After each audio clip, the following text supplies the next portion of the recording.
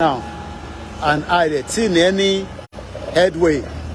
And that is why we are saying that it is now time for us to think about the future that is no longer working in the contraction country called Nigeria.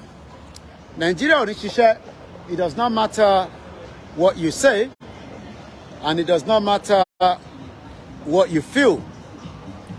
Mo mọ̀ pé ọ̀pọ̀lọpọ̀ yín ẹ̀ ń pray pé kí Nigeria kó ṣiṣẹ́, but that is not going to happen. Our future in Nigeria must now come to an end.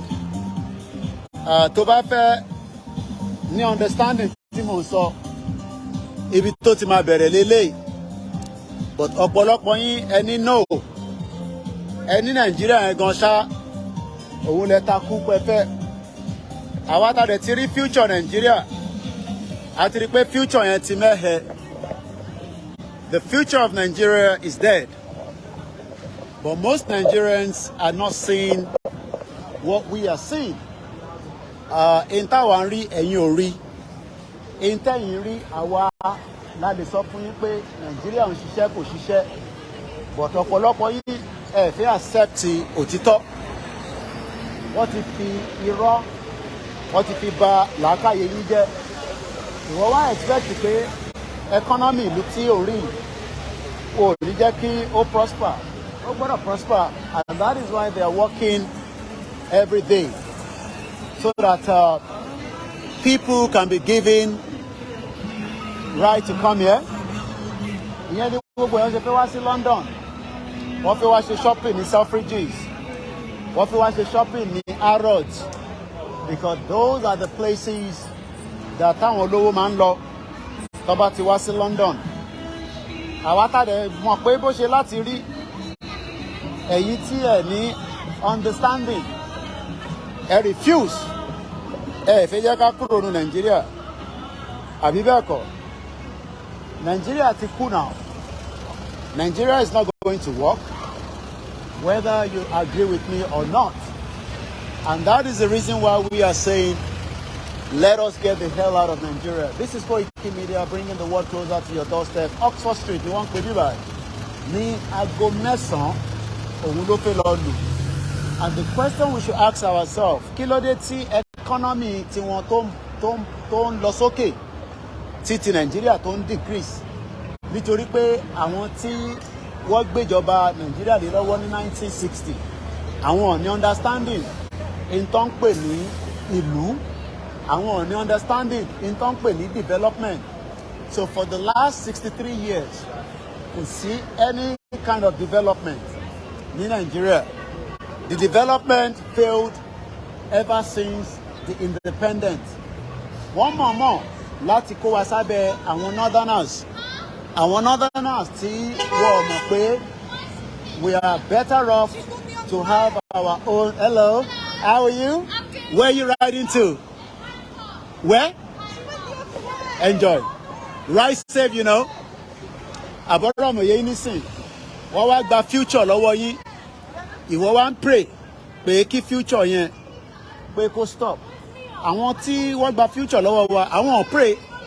Àbórí ṣé wọ́n náà rí gbogbo view yẹn sórí. This is Oxford Street ló ń pè bíbáyìí. It is a street that doesn't get tired. Bòdé bíbáyìí lóru, bó ṣe máa lọ tìkìtìkì náà lélẹ́yìí. Bó ṣe jẹ́ kí Kwara State ṣe rí lélẹ́yìí. Bó ṣe jẹ́ kí Kogi rí lélẹ́yìí. Bó ṣe jẹ́ kí ìlú Ọ̀yọ́ rí lélẹ́yìí. Bó ṣe jẹ́ kí Ondo State rí lélẹ́yìí. But unfortunately, torí gbogbo àwọn ọmọ wa bó ṣe máa ń ṣe fàájì káàkiri nìyẹn. Ride safe. Oh my God, no accident. We don't want no accident. No accident. And this is why we are saying that if you want a future like this, àwọn ẹṣin lélẹ̀, àwọn kọ̀bọ̀gọ̀bọ̀gọ̀bọ̀, Lamborghini lórí yẹn.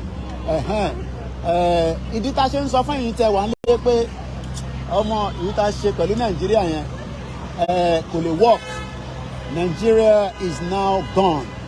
Gone. Au revoir in Nigeria. Hello, how are you? Working hard? Good, good, good, good. And this is why we are saying that it is Koikimedia. 500,000. Yes.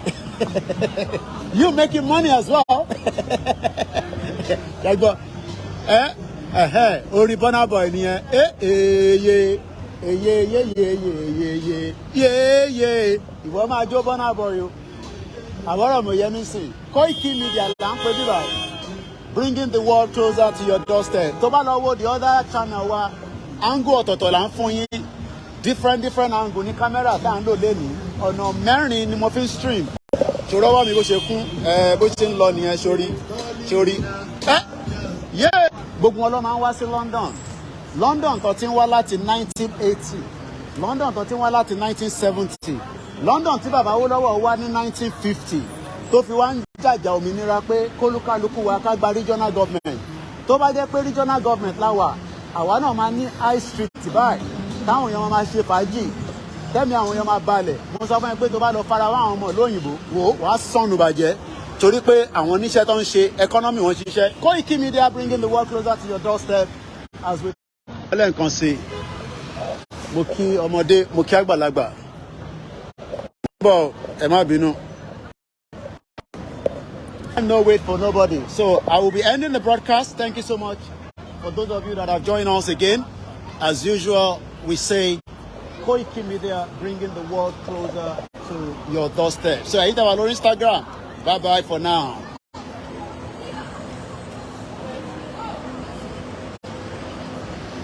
Èyí tí ó kù náà ẹ jẹ́ ká máa lọ sílé torí pé ilẹ̀ ti ṣú báyìí. Ọmọ rere rẹ̀ ń sùn ta àwọn ọgbọ́dọ̀ máa sùn ta inú ilé ló yẹ ká máa sùn àbí kó bá pé gbà táì tí màárì táì tí ìbímọ ìta la máa sùn lójoojúmọ́ nígbà tá a ti ń ṣe Ṣàngó Òde nígbà yẹn ìta la máa wà bọ̀ nísìnyí ọmọ ti wà ìyàwó ti wà so ìwọ̀n bàtà bá lè máa ṣe náà ni àwa ti yàtọ̀ sáwọn youth wa tó yẹ pé àwọn lè máa káàkiri anytime any day àwọn lọ ní ayé nísìnyí àwọn youth wa ló ń gbádùn ẹ má bínú kí n dá ilé padà síwájú ojú mi ló ń ṣù. So, and this is the reason why we are saying enough is enough. Ẹja dádúró, ẹja gbọ́n tí bàbá Akíntóyè ń sọ, ẹja tẹ̀lé YSDM, ẹja ṣe gbogbo tó necessary láti ṣe wow ọmọ BMW gold plated. Ẹja tẹ̀lé YSDM, ẹja fi ọ̀tẹ̀ sílẹ̀.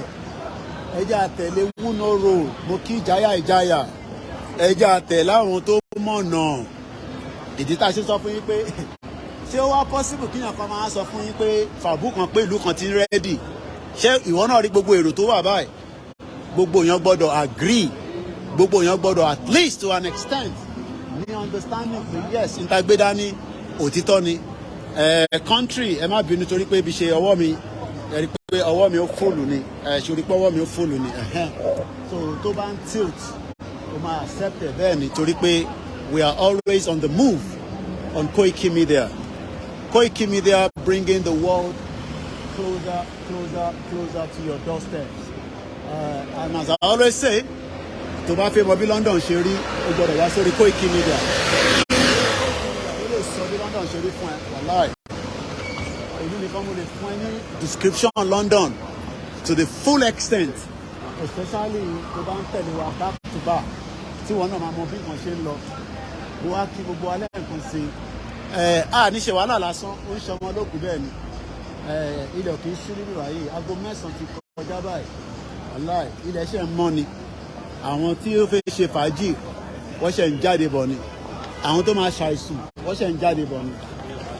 Mo kí akalamago bàbá àgbàlagbà ẹ bá bínú mo lè ka comment because mo tẹ̀lé glasses mi and my hands ẹ rí pé ọwọ́ mi ó full ẹ rí pé ọwọ́ mi full so ara tó ń jẹ́ kí broadcast ní kó máa dùn náà nìyẹn torí pé tó bá wà lórí platform kan ó wà lórí multiple platform náà ló dáa so mo kí ẹlẹ́ǹkan sí gbogbo ẹ̀yin èèyàn wa lọ́tún lósì mo kí ọmọdé mo kí àgbàlagbà ẹ jẹ́ ká kúrò nínú Nàìjíríà ìlú tó ń fọwọ́ àgbo sẹ́yìn ni ó ń disturb wa ó ń delay wa gbogbo ìlọsíwájú tó yẹ kó ti wáyé for 63 years wọ́n jẹ́ kó wá sáyé torí pé is a deliberate act tí wọ́n ṣe wọ́n mọ̀ọ́mọ̀ wọ́n fẹ́ kí Nàìjíríà kó ṣiṣẹ́ wọ́n dẹ̀ wọ̀ pé tí Nàìjíríà bá ti ṣiṣẹ́ Nàìjíríà máa ṣe kí ni. Hello, where are you from? Saudi. Are you on holiday? How long are you going to be here for? I'm not videoing you, don't worry, they can't see you. I should video you. No, I don't want to video you. Should I video you? No. How long are you going to be here for? 1 month. Enjoy it. Make sure you keep your phone very careful. Assalamu alaikum. Enjoy. I'm from Yorubaland in Nigeria. You know Nigeria? Yes. But we are Yoruba. I think this is a black card. Enjoy. Bye-bye. Ṣé àwọn tí à ń sọ nìyẹn àwọn ọmọ Saudi nìyẹn torí pé wọ́n borí ìwọ máa borí ní Nàìjíríà máa lò ẹlẹ́yà ti sọ fún yín pé òun ló máa nà yín pa torí pé wọ́n borí torí àwọn ọmọ kéékèèké ó ní 1 month làwọn máa lò London ara ń tà ń sọ fún yín nìyẹn bye àwọn ọmọ ńlá torí kọ́ ti wọ black card ìwọ wá London ẹ̀mẹ́lòó ló lè gun black card àwọn ọmọ Saudi nìyẹn 1 month lọ́nà àwọn máa ṣe ní London máa bú Koiki sórí àwọn ọmọ ẹni mọ́tò yẹn lélẹ́yìn nísìn mọ́tò tó ń gbé àwọn ọmọ yẹn lélẹ́yìn àwọn ọmọ tí mo interview nísinsìn àwọn lọ́wọ́ àna mọ́tò yẹn wọ́n ní 1 month wọ́n borí bọ́ ṣe wà yẹn wọ́n borí wọ́n máa sọ fáwọn pé tẹ́ ẹ̀ bá borí Ọlọ́run ní gbẹ̀sìn all these lies irọ́ ti pọ̀ jù ìdá sọ fún yín ni pé ẹ̀sìn is your own máa wá fi ẹ̀sìn tiẹ̀ máa fi disturb tẹ̀sìn ẹnu yẹn lẹ́sìn ìta ṣe ń sọ fún gbogbo ọmọ Yorùbá nìyẹn pé kì í ṣe kankan náà pẹ̀lú àwọn northerners kì í ṣe kankan náà pẹ̀lú àwọn ọmọ Igbo kì í ṣe kankan náà pẹ̀lú 250 ethnic groups sọ́kó papọ̀ wọ́n á ní káwa máa kírun bákan àwọn ọmọ Saudi lórí tó lọ yẹn nísìn 1 month lọ́wọ́ ṣe ní London bàbá wọn ti gbowó fún wọn rẹpẹtẹ tó bá dẹ̀ ti ṣe 1 month tán wọ́n ya dànù wọ́n tún padà lọ sí Saudi nìyẹn ìwọ wà ní Nàìjíríà tó bá fẹ́ wọ London wọ́n á ní kó lọ gba visa yẹn kéré wọ́n ní fún ẹ. These are all the reasons some of us are really upset that our people do not want to listen to Baba Akintoye ẹ gbọ́ràn ẹ náà fi gbọ́ràn ìyá ló máa jẹ́yìn ṣorí wọ́n ti páàkì gbogbo ẹ̀ ìdọ̀tí nìyẹn wọ́n ti páàkì gbogbo ẹ̀ bẹ́ẹ̀ to get cross ìyẹn la ṣe ń sọ fún yín pé má jẹ́ kí ọ̀kọ́kọ́ fún ẹ ní fàbù Nigeria ò lè work it is too late making Nigeria work is not going to happen gbogbo ẹni tó bá ń sọ pé kí Nigeria kò ṣiṣẹ́ you must as well start thinking otherwise mo ń bẹ̀yìn tẹ́wà lórí bíbá mo ní láti ọlánìpẹ̀kun mo kí ẹ oní you don't miss ẹ lọ sórí platform tó kù mò ń bọ̀ náà ẹni sùúrù àgbẹ̀yìn bọ́fẹ́ bọ́kọ̀ àwa la ní sí àgbẹ̀yìn.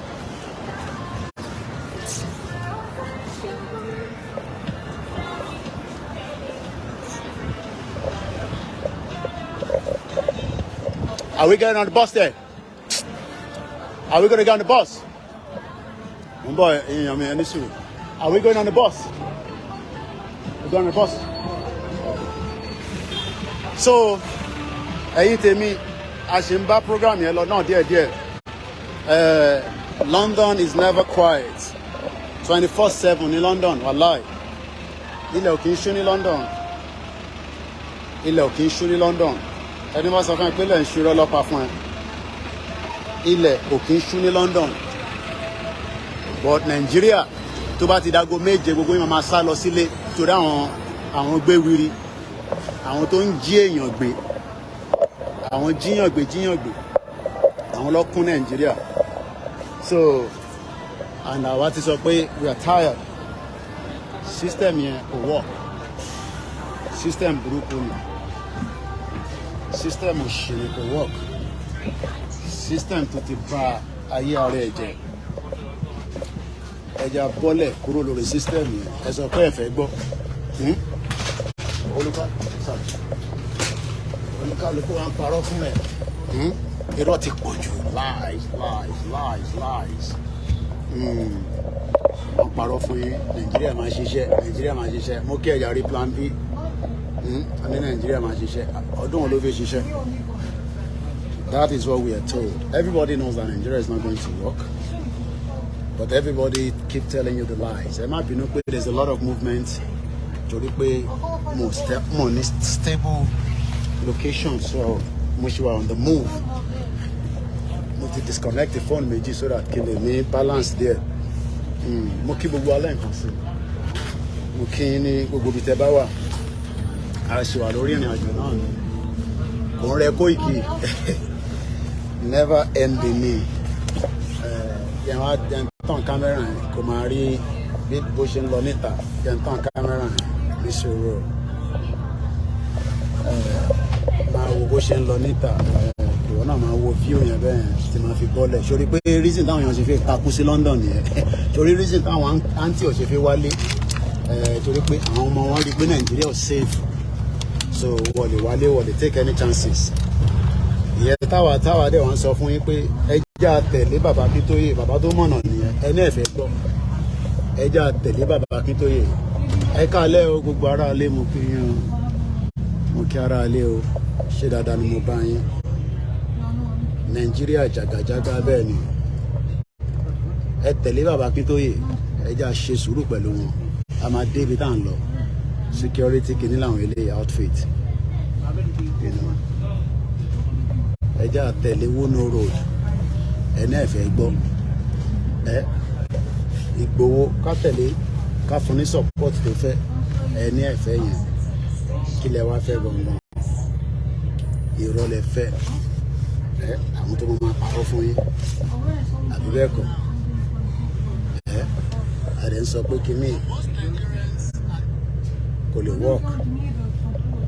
Nigeria ti expire online. Mo kí ẹ̀jàre Ìdòwú Michael èèyàn ti Koikimedia. Mo kí Aziz, mo kí Mọ̀mísími. Mo dẹ̀ kí aago 9 ló lù owó ẹ̀ bó sì ṣe ń dán yán ní London. Aago 9 sórí gbogbo ẹ̀. Ìdí táwọn èèyàn ṣe fi takú sí London nìyẹn. Aláì. Sórí pé aago 9 ló lù. And everywhere is still bright. Ìwà lóye tó bí mo kí ẹ̀jàre èèyàn ti Koiki.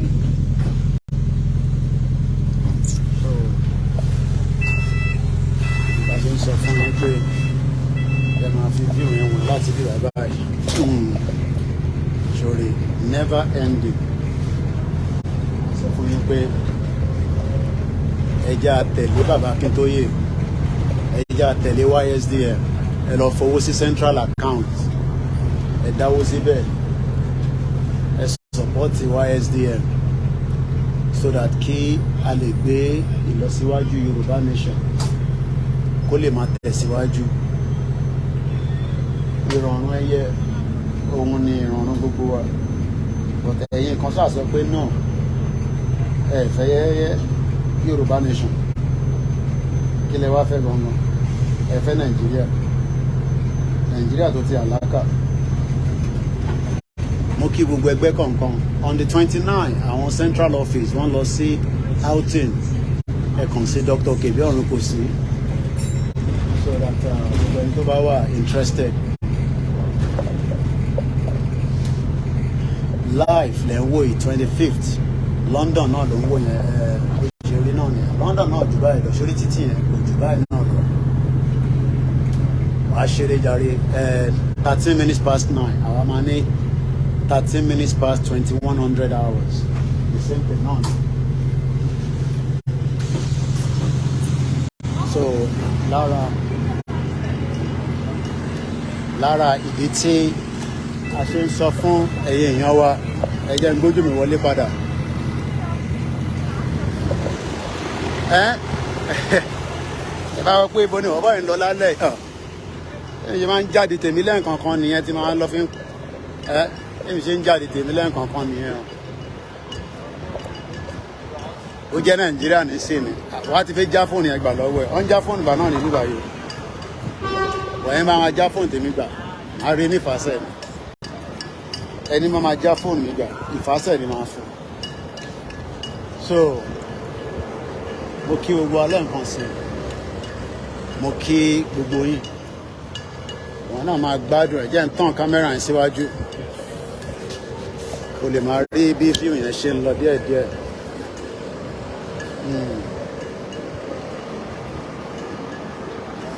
So kí wọn náà máa wo kò máa wo London. London ló ń wò yẹn. London tí gbogbo àwọn celebrity máa ń wá àwọn àfi ń tẹ̀sí lójú.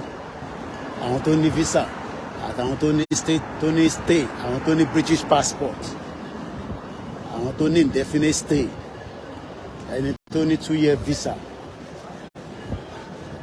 So ìdí táwa dẹ̀ ṣe ń sọ pé ẹ̀ka bọ́lẹ̀ kúrò nù ẹ̀ Nàìjíríà yóò work mẹ́. Nàìjíríà ti pa star mọ́ wa lára. Gbogbo wa tó yẹ ká ti ṣoríire ti pẹ́ àwa ń struggle. Mo kí grandma Felicia ó wá ń gba star mọ́ wa lọ́wọ́ a lọ síwájú a lọ sẹ́yìn. So àwọn táwọn ilé tó ń ṣe nígbà oríṣiríṣi ló wà London àwọn kò ṣàmì.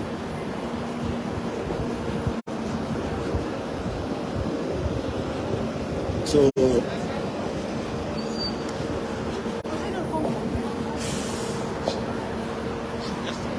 is it in there? You go in it? Huh? Okay, so why did we come this way? That we should have gone on the ground from there. All right, then you tell me. So 360 view, as you can see, we have to end the broadcast on this note on Oxford Street. Koikimedia, bringing the world closer to your doorstep. And further down, nísàlẹ̀ long ibẹ̀ ní BBC wà. So bó ṣe jẹ́ nìyẹn ẹ̀yin èèyàn wa ó dàárọ̀.